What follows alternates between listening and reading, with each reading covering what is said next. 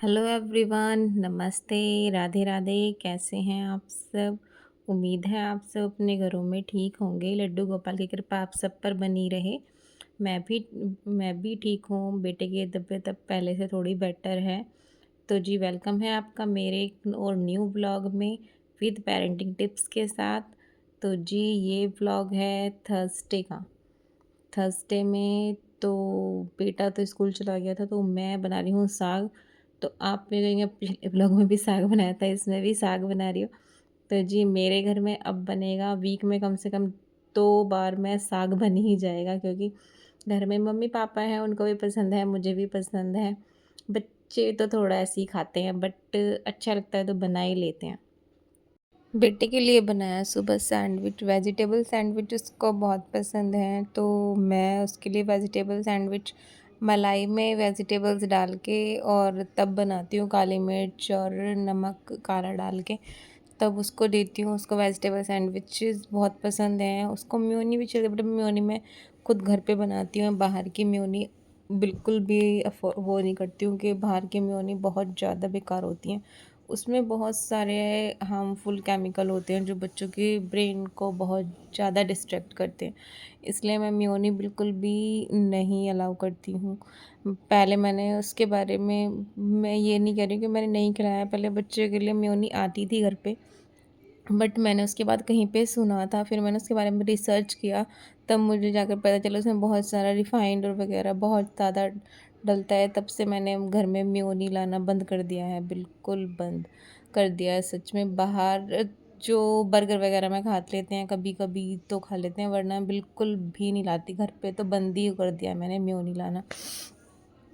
और उसमें दही में बना देती हूँ मैं कभी कभी सैंडविचेस, उसे वो भी बहुत अच्छे हैं। बच्चों की जैसी हैबिट आप डालोगे वैसे ही पड़ेगी। बच्चों को नहीं पता बाहर से क्या आ रहा है क्या नहीं आ रहा है, जैसे आप उसको हैबिट डालोगे घर के खाने की आदत डालोगे हेल्दी खाने की, तो हेल्दी ही हैबिट उसको पड़ती जाएगी। और जब उसको आप बाहर का मेयोनीज़ वगैरह और बाहर से खिलाओगे तो उसकी तो हैबिट बन जाएगी, तो वो बाहर का ही प्रेफर करेगा, घर का खाना उसको अच्छा लगेगा ही नहीं।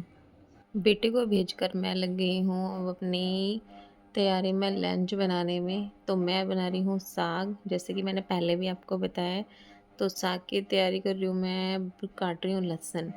और आजकल लहसुन इतना अच्छा लेके आई है ना मम्मी, मोटा मोटा लहसुन है, 1-2 बार में छिल जाता है। नहीं तो छोटे छोटे लहसुन होते हैं, जल्दी से छिलता भी नहीं है। तो मैं आपको यही दिखा रही थी कितना मोटा लहसुन लेके आई है मम्मी। उसको ही छील रही थी, लहसुन अदरक हरी मिर्च, इन तीनों को मैं कद्दूकस करके और तब उसमें चढ़ाती हूँ साग में। पहले उसको जो पानी बॉईल करके एक्स्ट्रा आता है उसको निकाल कर उसमें ये सब डाल के और नमक डाल के सीटी लगा देती हूँ। फिर डालती हूँ, करती हूँ उसमें आलन देती हूँ। गेहूँ का दे रही हूँ अभी तो फ़िलहाल, अगर से आगे सर्दियाँ आएंगी तो मक्के का आटे का और बाजरे का भी लगाती हूँ, बट अभी तो मैं गेहूँ का ही यूज़ कर रही हूँ। अभी वो घर पे आया भी नहीं है। तो आप सब मुझे कमेंट में बताइएगा तो आप कैसे बनाते हैं साग। मेरी रेसिपी तो ऐसी है सिंपल, जैसी पहले मेरी मम्मी बनाती थी वैसे ही मैं बनाती हूँ। अब तो बहुत सारे वो आते हैं, मैं तो घोटने से ही घोटती हूँ। आप पता नहीं सब क्या बोलते हो, मुझे कमेंट में ज़रूर बताना कि आप सब क्या बोलते हो, बट मैं उसको घोटना ही बोलते हैं हमारे यहाँ पे।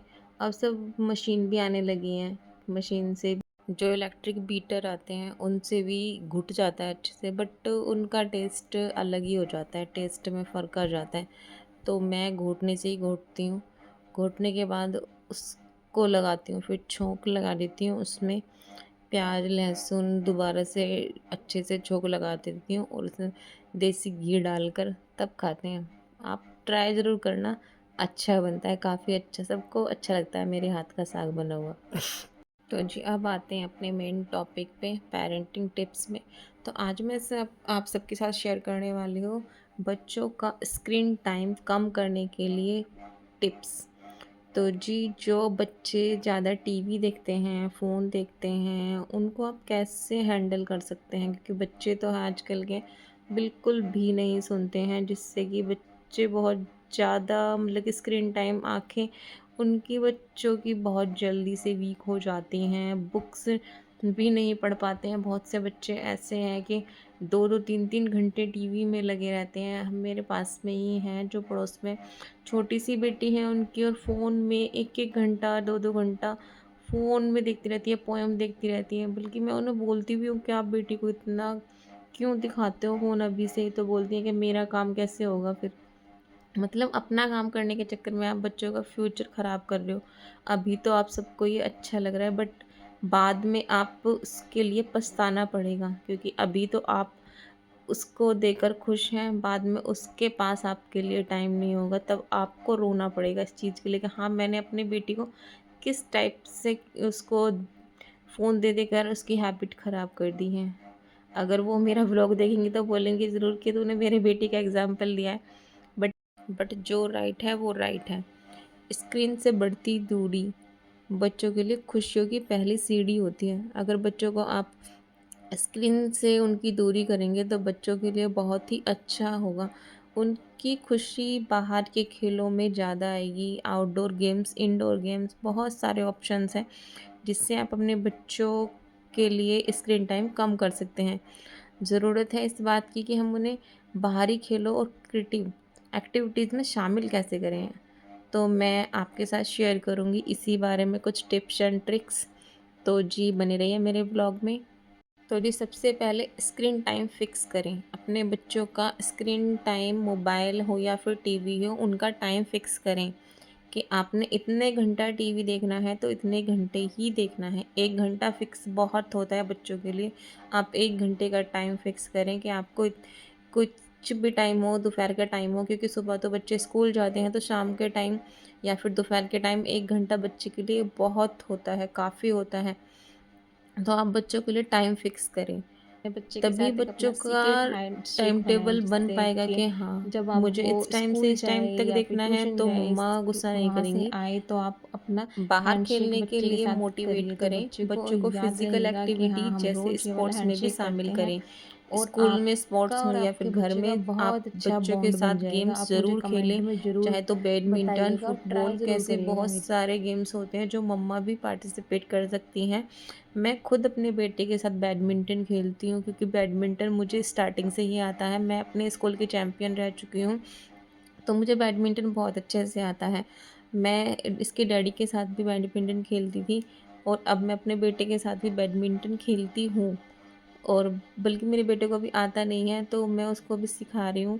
और वो भी टीवी छोड़ देगा अगर मैं बैडमिंटन खेलने के लिए बोल दूँगी तो बिल्कुल छोड़ के चलो चलो मम्मा खेलते हैं। वो अभी सीख रहा है रैकेट कैसे उठाना है, मम्मा ये क्या होता है, इसको कैसे करते हैं, मुझसे नहीं हो रहा है।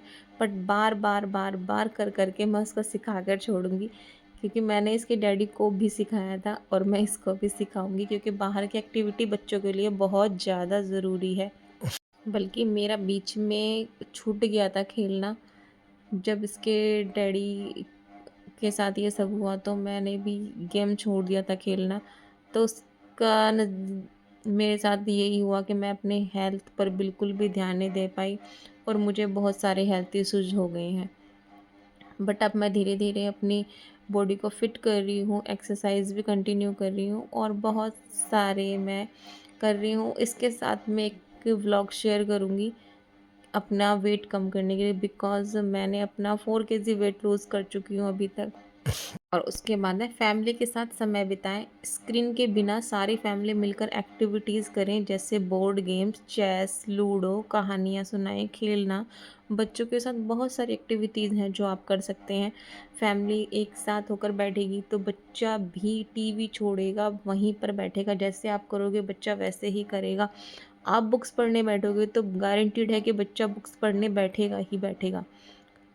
जैसे कि मैं अपने बच्चे को पढ़ाने बैठती हूँ तो पहले मैं खुद पढ़ने बैठती हूँ। मैं ये नहीं है कि मैं नहीं पढ़ रही हूँ, मैं भी अपनी बुक लेके पढ़ती हूँ, क्योंकि मैंने भी अपनी स्टडी कंटिन्यू करी है। फिर से सोच रही हूँ अब आगे की स्टडी कंटिन्यू करूँ, तो मैं भी बुक्स पढ़ती हूँ। तो मेरा बेटा बल्कि पूछता है, मम्मा आप कौन सी मैम है आपकी, कौन से स्कूल में आप जाते हो, आप कौन सी क्लास में हो? तो मैं उसको बताती हूँ कि मैं क्या स्टडी कर रही हूँ।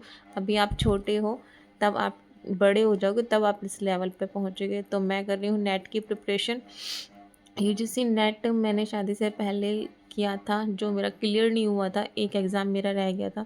उसके बाद शादी के बाद प्रेगनेंसी वगैरह बहुत, फिर मेरी पढ़ाई छूट ही गई। मैं फिर से कंटिन्यू कर रही हूँ। तो हम दोनों पढ़ने बैठ तो मेरा छोटा वाला बेटा खुद से ही अपनी बुक लेके आएगा, मम्मा नोटबुक, मम्मा मेरे कलर कहाँ है, मम्मा मैं भी। जैसा भाई करेगा वैसा ही उसको करना होता है, छोटा है बट वो भी लेकर बैठता है, जैसा मतलब कि वो बच्चे देखते हैं वैसा ही सीखते हैं, इसमें कोई दो राहे नहीं है।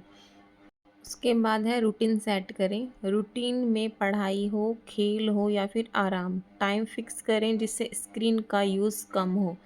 आप बच्चे के साथ पढ़ाई कर रहे हैं, खेल रहे हैं, आराम कर रहे हैं, कुछ भी कर रहे हैं, सब चीज़ का टाइम फिक्स करें कि आपको इतने बजे से इतने बजे तक पढ़ाई करनी है और इतने बजे से शाम को इतने बजे तक खेलना है बाहर, आउटडोर गेम्स करने हैं। उसके बाद आप घर पे भी इंडोर गेम्स कर सकते हैं बच्चों के साथ, जिससे कि बच्चों को टाइम ही नहीं मिलेगा, आपको कहने का मौका ही नहीं मिलेगा कि आप टीवी मत देखो या फ़ोन मत देखो। जब आप उनका टाइम सेट करेंगी तो उनको बिल्कुल भी टाइम नहीं मिलेगा कि वो टीवी की तरफ जाएँ। बट उसके लिए आपको भी अपना योगदान पूरा देना पड़ेगा। उसके बाद है स्क्रीन का रोल मॉडल बने। आप उनके लिए रोल मॉडल बनना पड़ेगा पहले। खुद भी स्क्रीन का यूज़ लिमिटेड करें ताकि बच्चा आपसे सीखे। ये नहीं है कि आप बच्चों के सामने फ़ोन चला रहे हैं और बच्चों को आप कैसे बोल सकते हो कि आप फ़ोन मत चलाइए। ये तो नहीं हो सकता है जी, जब तक आप नहीं करेंगे बच्चा बिल्कुल भी नहीं करेगा।